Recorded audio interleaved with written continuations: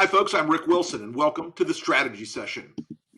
Tonight, we're going to go through Donald Trump's Nazi fetish, the ever-declining, ever-shrinking Ron DeSantis campaign, and the futility of the GOP 2024 primary, some predictions for 2024.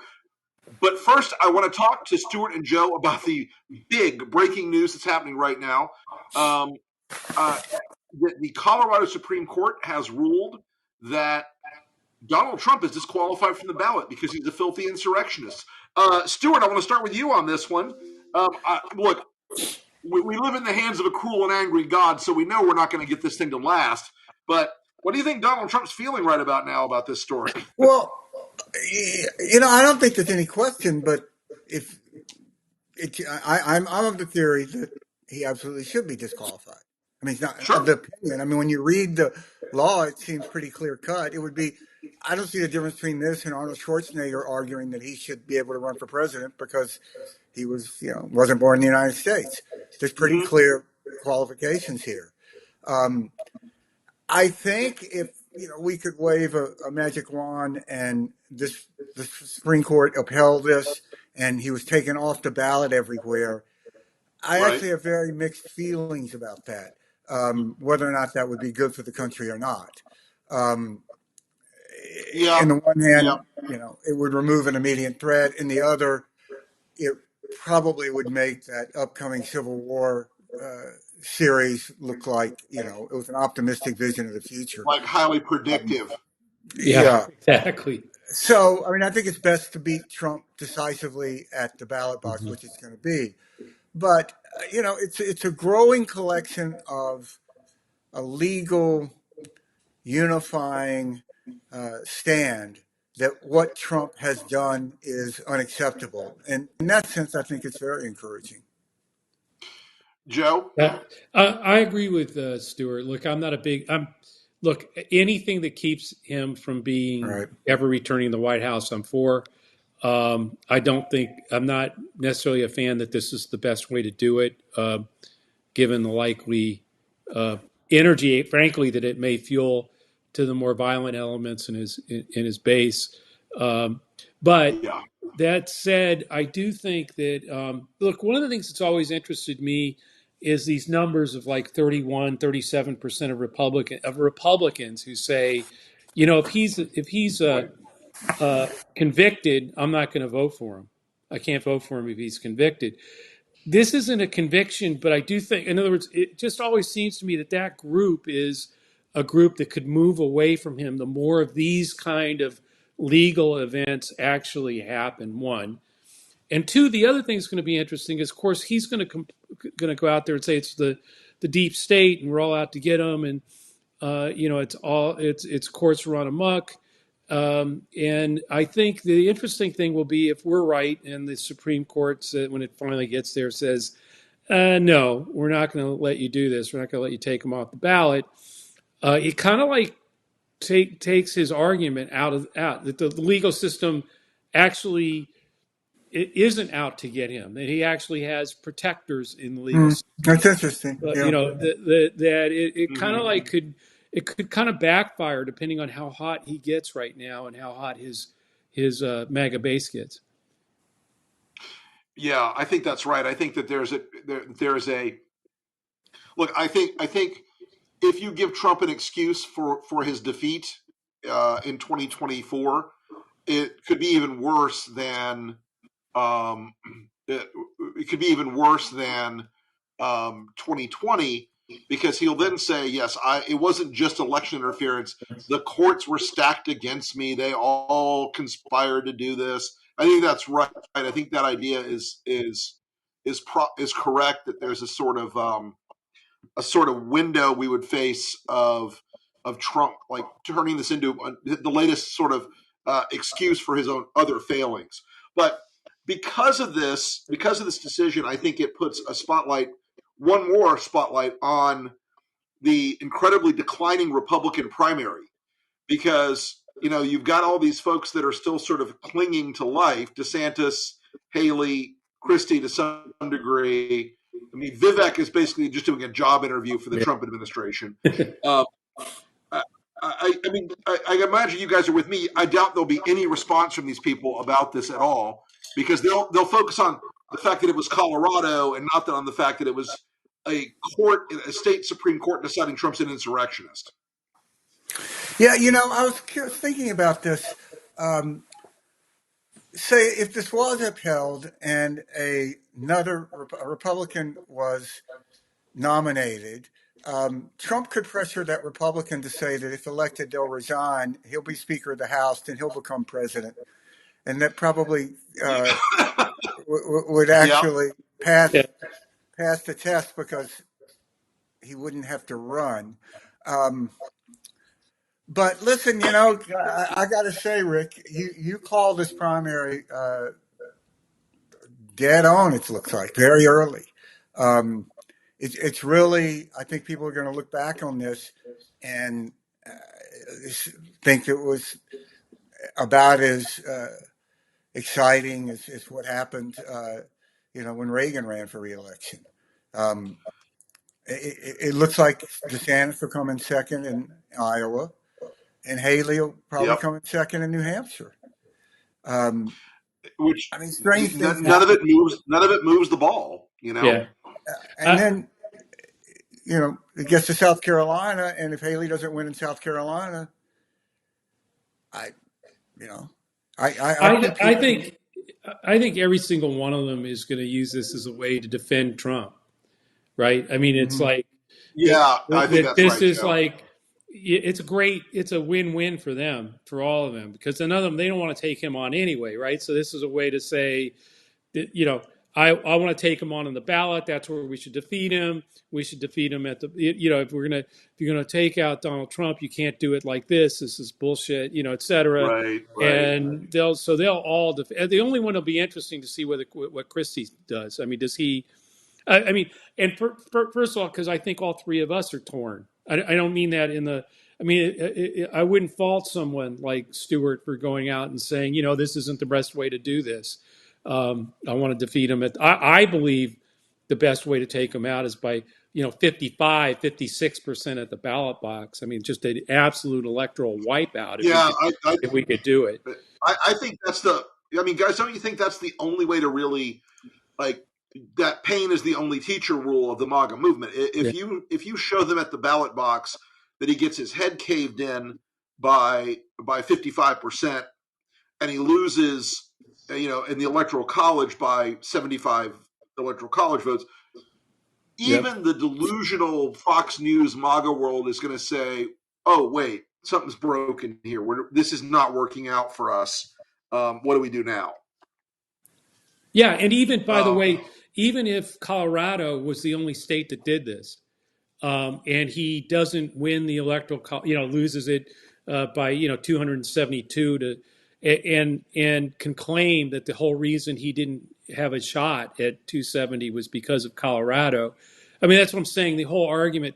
I'd much prefer. I mean, Simon Rosenberg talks about this quite a bit about trying to really go for for as big a over 50 kind of victory as could be achievable if all of us, pro-democracy folks can come together. I think would be a far, far better way. That said, I go back to what I said at the very beginning. Anything that guarantees this guy not making it back into the White House, that the courts uphold, I'm for. So, it's interesting too. The Supreme Court, in a strange way, it's his court. So if they actually, I don't see any way they would do this, but if they actually came back and said, no, this is valid, that would put a pretty big stake in his heart coming from, I guess they would then be in the deep state and all that stuff too, despite what they've done on Dobbs and everything else.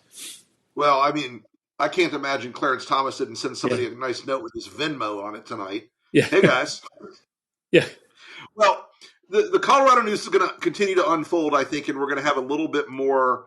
We'll probably have some more legal analysis, and since none of us are lawyers, thank God, we'll have a lot more on that for you guys as we go forward. So the next thing I want to talk about tonight, guys, is I want to get to the Nazi part after this. I want to talk about the decline and fall of the primary field, because I don't know if either of you have seen a worse week for a presidential primary candidate than Ron DeSantis has had in the last week or 10 days, but this thing is in free fall at a level that I don't think anyone could have imagined. This is really a rapid and brutal collapse of a campaign. Yeah, I think that I wrote a piece about this for the Resolute Square subscribers. I think that this is going to be interpreted in a lot of ways incorrectly, that it's going to be seen as a Mm-hmm. process story, that DeSantis wasn't had a bad campaign, Right, couldn't put people together. Whereas at the root of this is, why is Ron DeSantis running? And he never could articulate a rationale for his candidacy other truth. than he'd really like to be president. There's a famous Hollywood story that may be apocryphal, but a young talent agent who goes up to Meryl Streep in an awards ceremony and says, I'd really like to be your agent. And she says, well, why in the world would I do that? And he says, well, it would be great for my career. That seems to be pretty much the way that Ron Yeah. DeSantis and his wife decided how they wanted to be in the White House. Because I don't understand anything you get with Ron DeSantis that you don't get more of with Donald Trump. So Right. he's like a candidate of margarine. So why, when you have another choice that's richer and just tastes better, um, why wouldn't you go with Trump? And the most telling thing is that they're running against somebody that has 91 counts of criminal indictments against them, and they won't bring it up in a debate. Right, they won't mention it. And when someone even alludes about or even alludes to it, like Chris Christie, they act like the devil himself is on stage with them. And then he goes out and says, "Well, he's lost some on his fastball." I mean, this is like criticizing Jeffrey Dahmer for his seasoning. I mean, like he really just sort of didn't Yeah. cook this up right. It's just insane, and it just shows how afraid they are of Donald Trump. They won't Oh even yeah, say his name on stage except for Chris Christie. So it's just so sad. Well, that's but what Joe, you I'm still. yeah, Yeah, go ahead. I'm still fascinated by how things could be lining up still for Haley to take off a Mm-hmm. little here. I mean, because of exactly what you're talking about, Stuart. I mean, I wrote him off as dead in some column or something I wrote, months and months ago. But this recent collapse this last week, I mean, does that impact him in Iowa to the point? And I'm not sure about this because I do think he's stronger than Haley there, but has it impacted him to the point where she could sneak in a second place finish there and become, we've all seen how the press is all of a sudden, oh, Nikki Haley, maybe she's got a path. Her taking second there, I think they would jump on that. And she Right, is moving in New Hampshire. I've always thought that Trump would end up being the nominee because of the process once you get past Iowa, New right. Yeah, Hampshire. yeah, But I still think the ingredients could be there because of what you're pointing out with DeSantis falling apart, even more pronounced here in the last week. That are things lining I up mean, in a way that could give her a little bit of a boost, enough to muddy him up again, muddy Trump up a bit. We'll see. That's what I've always thought yeah, would happen, but there's a lot of ifs in there. We'll see. yeah. I mean, and when campaigns collapse, it's the old like the Hemingway bank or Faulkner bankruptcy thing. It's like slowly, then all at once. Yeah, And my curiosity right now about where DeSantis is like where's the strong spot in the campaign now? There in the past, if you had a candidate who was a skillful candidate and they had a moment of trouble, you got John McCain. Um, they could often say, "We'll live off the land. We're going to go out into the field. We're going to try to win this on debate stages and in living rooms and everything else."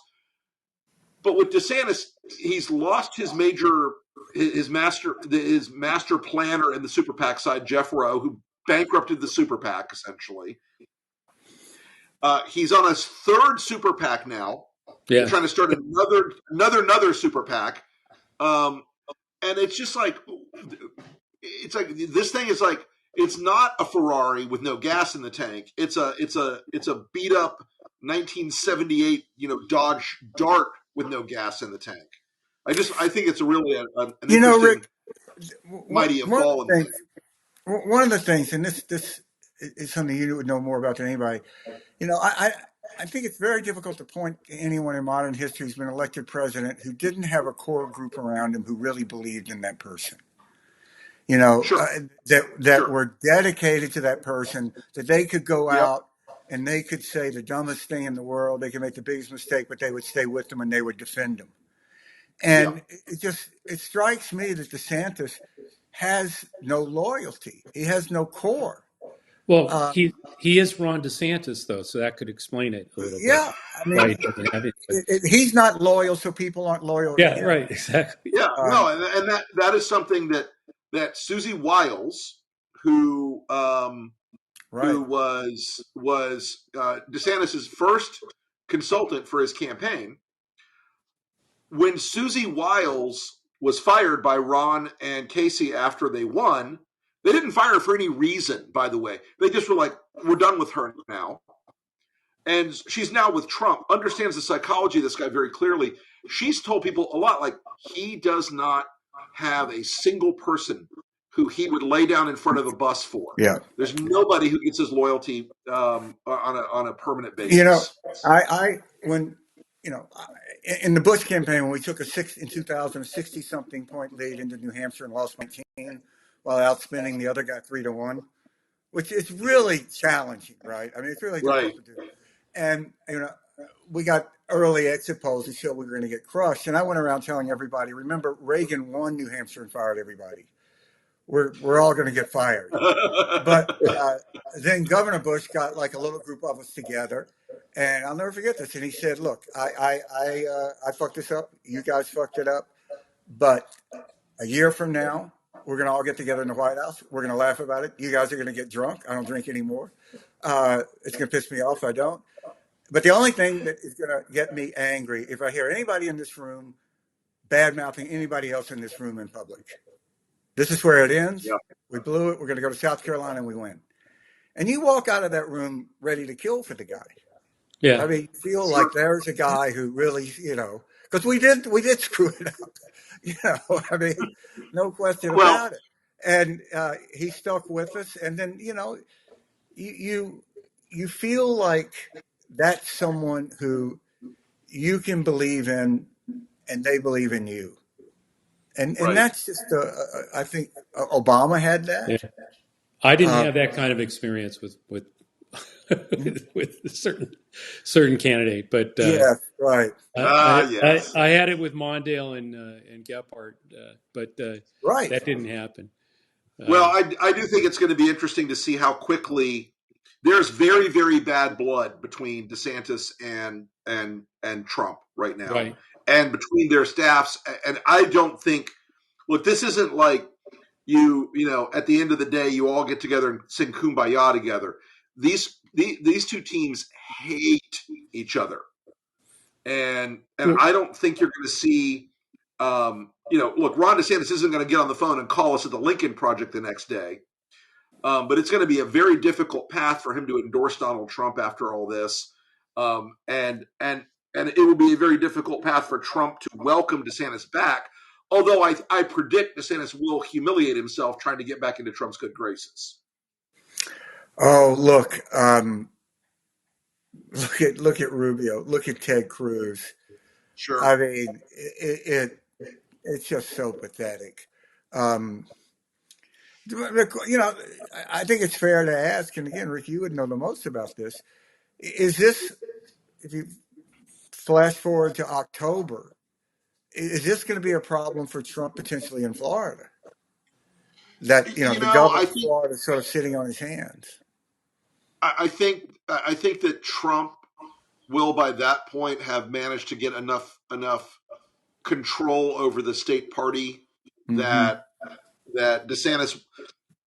I think DeSantis will not be able to put a real roadblock in front of him, and I don't think and I think DeSantis is so ambitious right now for Casey to become the governor of Florida after he leaves, that he'll do whatever he has to do to keep Trump, Right. at least competitive.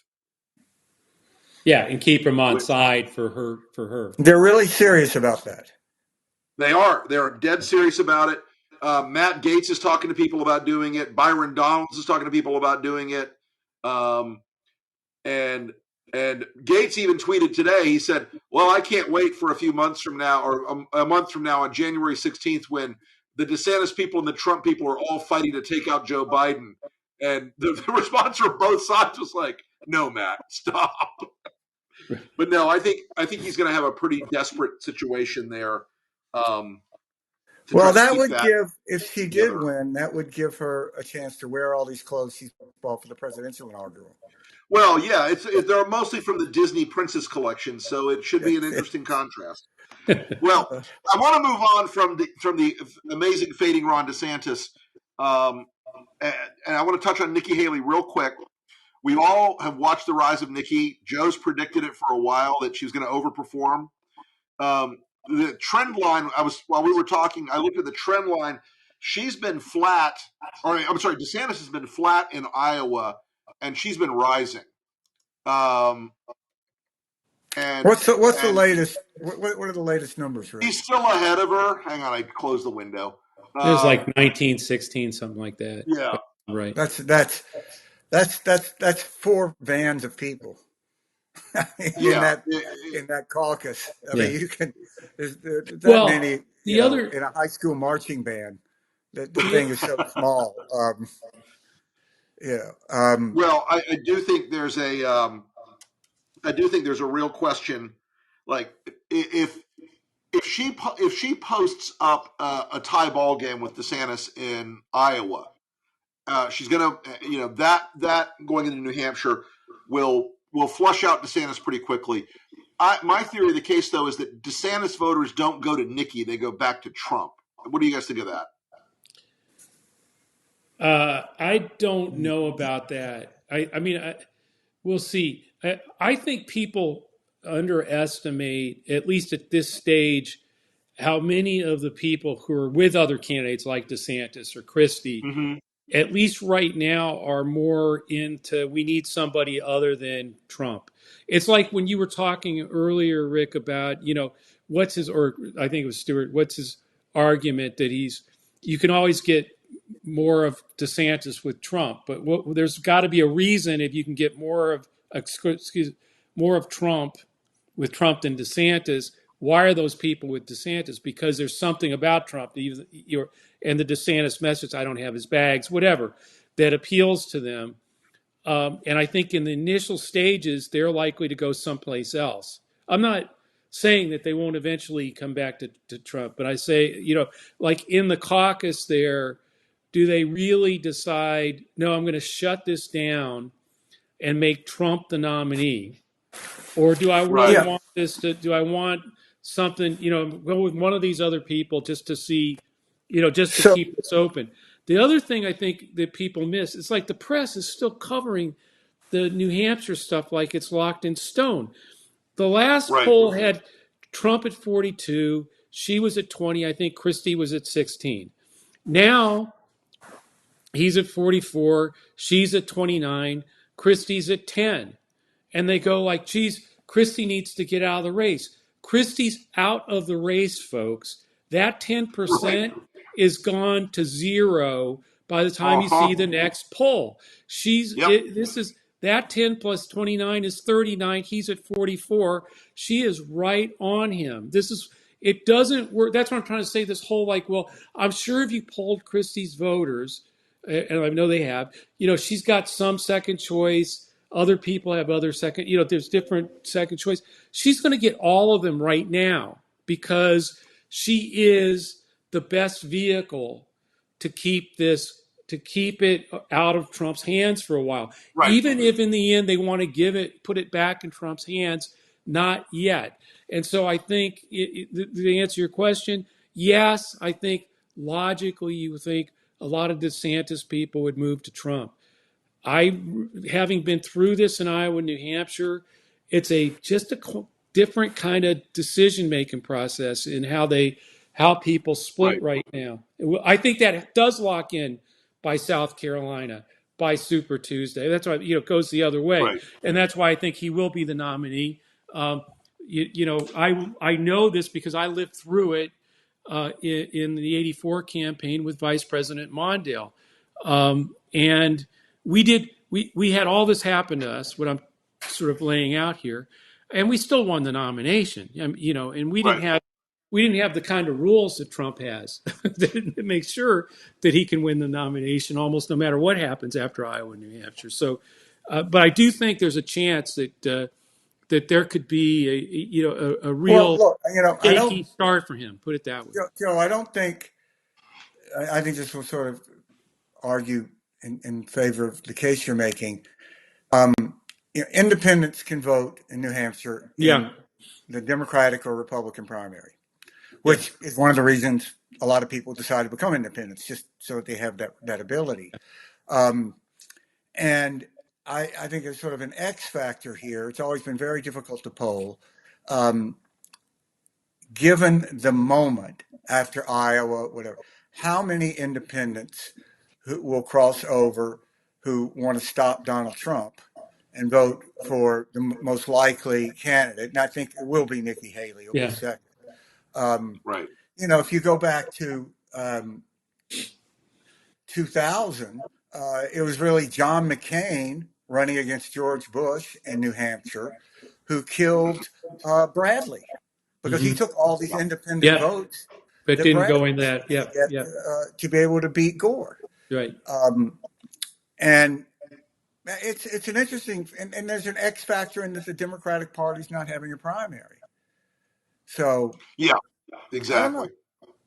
Well, I want to jump to, as one does, the sudden mainstreaming of Adolf Hitler in the MAGA political discourse, because if you had that in your 2023 bingo card, call me, because I wrote a piece about it this morning on Substack, and just how insane it is that Donald Trump is getting away with it again.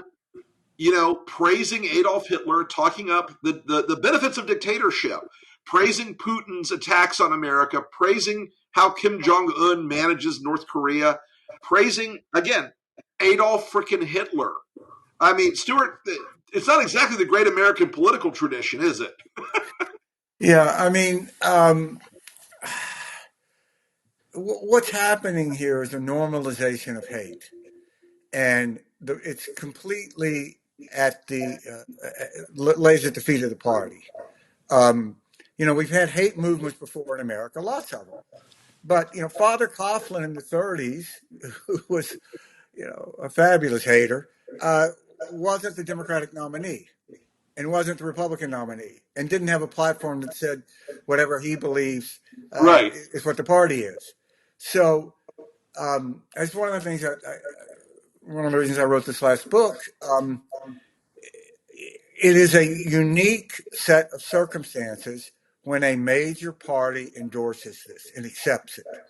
And they have by accepting Trump. And Trump is not a cafeteria candidate. You can't go along and say, I'll take this dish, but no, I don't want that. I'll take that. You got to take There's no column A, column B on this one. Yeah, that's it. You're either in for Trump or you're not for Trump. And everybody that tries to sort of parse that is just rationalizing. And it's extraordinarily dangerous. No, you had said it. I think one of you tweeted it. I can't remember, but that we haven't, in the entire history of our country, no president, not one, has ever praised Hitler. Praised him, praised Hitler, admired Hitler, bragged about having Mein Kampf on their newsstand, on their nightstand. Not one. Embraced his language, used it repeatedly, and then doubled down on it. Only one former president, one sitting president, former president, and that's Donald J. Trump. And for a entire party to let it go unchallenged, very few speaking out against it. It's one of the requirements. One of the requirements, and we've talked to Trigby about this, Olson. One of the requirements of moving into literally into a dictatorship and in cooing the democracy is you have to have a major party that's going along with it. Right. You have to have the court. You have to stack the courts. There's all kinds of other things The you function need. of all the parties' functions have to end up. Yeah. You have to have financiers. We know they've got all that. We know they've got plenty of billionaires who want to pull it off, who fund it. But one of the big things that you absolutely need is a major party that condones it, enables it, and energizes it, and that's Right. what the Republican Party has become and is. I just find it so remarkable that we have yet to have a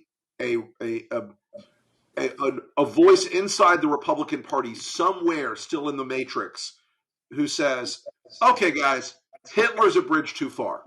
Yeah, Hitler's exactly. too much. But instead what we've had is the political class is silent and the gentry Republican media. God save me. I dove into a bunch of recent National Review articles about Trump and Hitler. And every one of them has this trope running through it like, oh, the norms and institutions of Washington will save us. The military would surely stop him. Oh, Trump's too chaotic to be a dictator. Trump's too silly to be a dictator. It could never happen here. And Right. that Well, it could that's how never it happen here happens.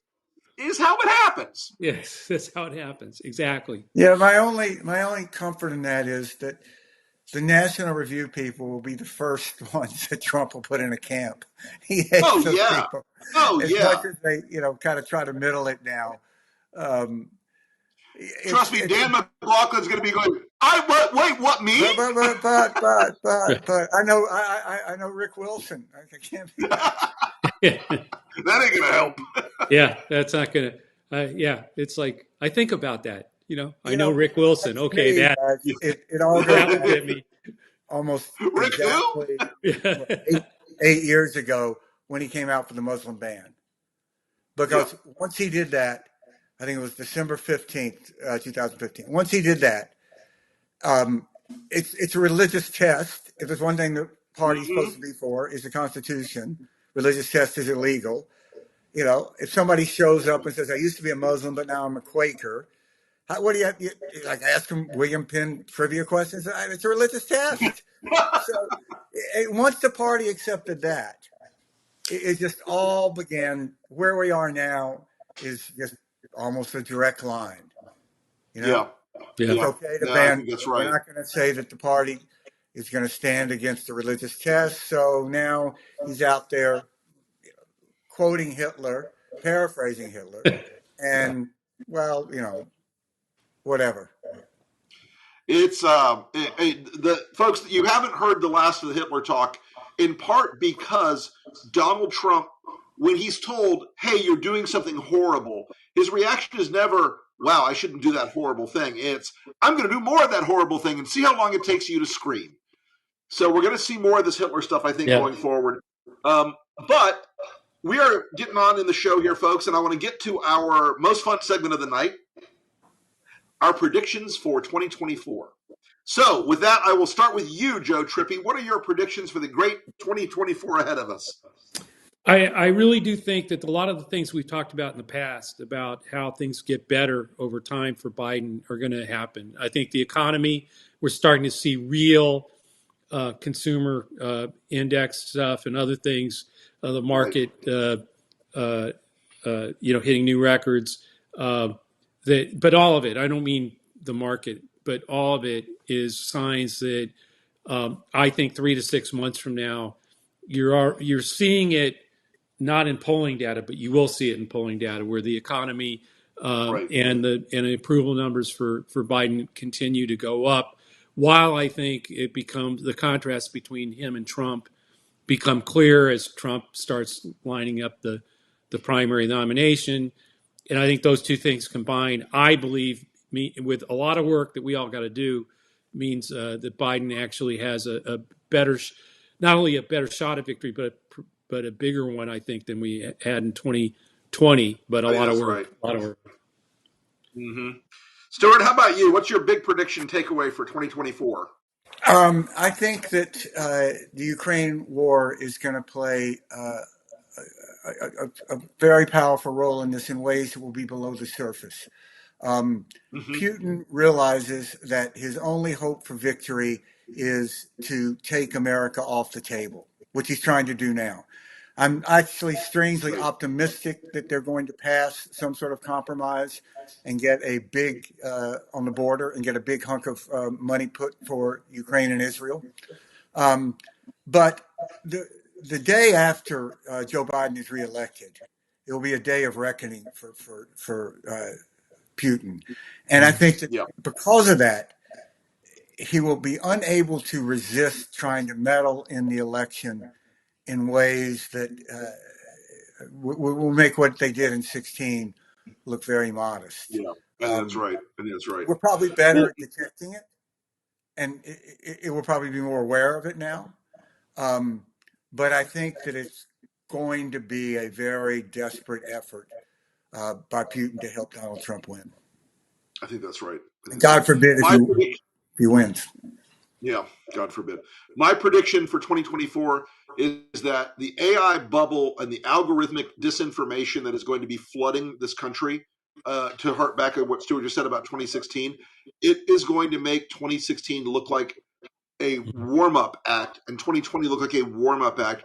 We are going to confront at scale AI-generated misinformation that is hyper-targeted to individual voters, and it's going to be more important than ever than people in 2024 cross-check their information, refocus on whether what they're hearing is true, double-check things before you share them and tweet them, because I think that the Trump team is a lot smarter and more sophisticated than they've ever been before, and they're going to, as Steve Bannon says, flood the zone with shit and try to confuse and dishearten voters in this country at a level we've never seen before.